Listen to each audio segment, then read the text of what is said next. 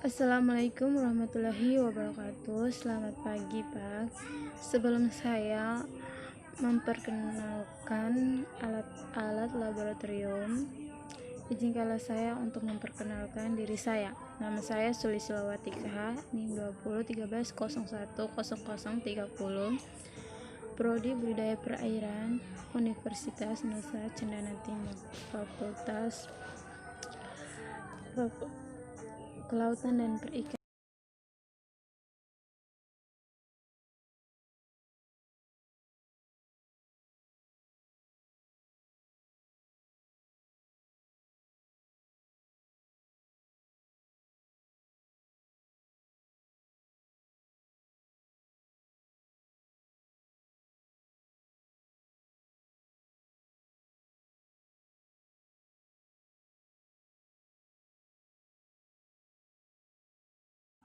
Alat yang kedua adalah tabung reaksi.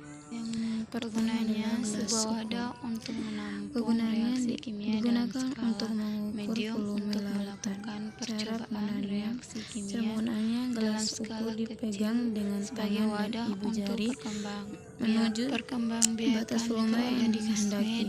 Gelas ukur diangkat sehingga batas volume setinggi mata dan cairan dituangkan sampai batas volume ke dalam gelas kimia yang sudah diisi air, dan kemudian menggunakan kompor atau heater pembakar spiritus untuk proses pemanasan.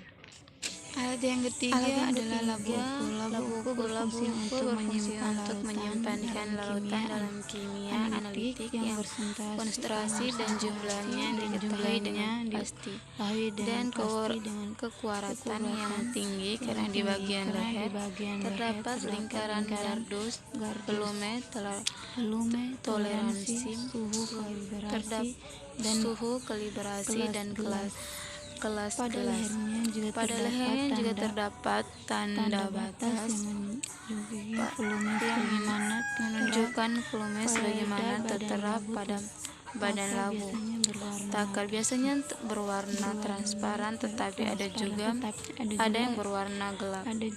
Biasanya dilengkapi dengan penutup dari bahan tahan bahan kimia seperti poliuret atau dapat juga dari gelas. Cara penggunaannya: 1. Masukkan sampel yang ingin diancurkan. 2. Tambahkan agundes ke dalam labu ukur hingga tanda batas. 3. Kocok larutan hingga campuran merata. 4. Larutan sudah jadi siap digunakan. Dan yang kelima, masukkan larutan tersebut ke dalam botol bahan dan simpan di tempat yang sesuai. Alat yang keempat, labu Erlenmeyer. Penggunaan sebagai tempat atau wadah penyimpanan media atau larutan, dan juga dapat digunakan dalam mencampur larutan kimia yang nantinya digunakan untuk uji laboratorium. Kegunaan sebagai alat untuk mengukur, menyimpan, dan mencampur cairan.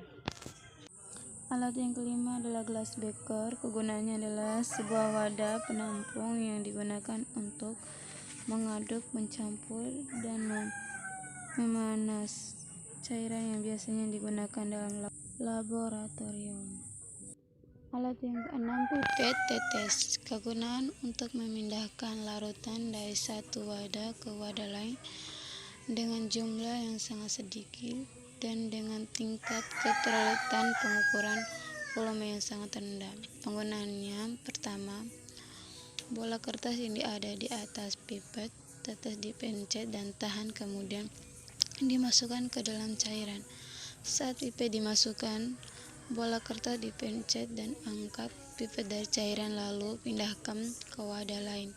Untuk memindahkan ke dalam wadah lain, kita hanya perlu memencet kembali karet di bagian atas pipet secara perlahan. Alat yang ketujuh, pipet ukur.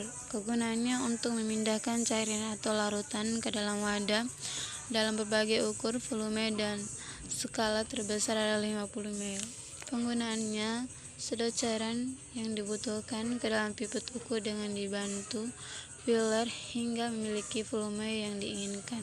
Keluarkan cairan dengan mengikuti skala yang tersedia, semakin tekanan teler dengan udara sedikit.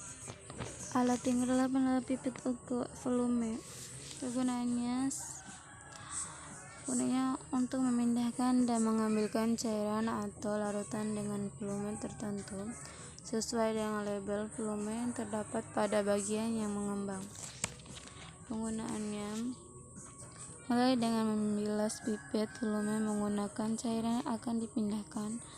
Caranya adalah dengan memasukkan sedikit cairan yang akan dipindahkan ke dalam tabungan, kemudian posisikan pipet secara horizontal, lalu putar sedemikian rupa agar cairan menyentuh semua permukaan dalam pipet. Buang cairan tersebut ke tempat pembuangan. Alat yang ke-9, corong pisah, digunakan dalam ekstraksi cairan-cairan untuk memisahkan komponen-komponen dalam satu campuran antara dua tesis pelarutan dengan densitas berbeda yang tak campur. Pemisahan dengan corong pisah hanya bisa digunakan untuk memisahkan cairan dengan cair. Penggunaan dapat dilakukan dengan cara campur dan fase pelarut dimasukkan ke dalam corong dari atas dengan corong karena ditutup. Corong ini kemudian ditutup dan digoyang dengan kuat untuk membuat dua fase larutan tercampur. Corong ini kemudian dibalik dan keran dibuka untuk melepaskan tekanan uap yang berlebihan. Corong ini kemudian didinginkan agar pemisahan antara dua fase berlangsung. Penyebab dan karena corong kemudian dibuka dan dua fase larutan ini dipisahkan dengan mengontrol karena corong. Alat yang ke-10, batang pengaduk. Kegunaan untuk mencampur bahan kimia dan cairan untuk keperluan laboratorium.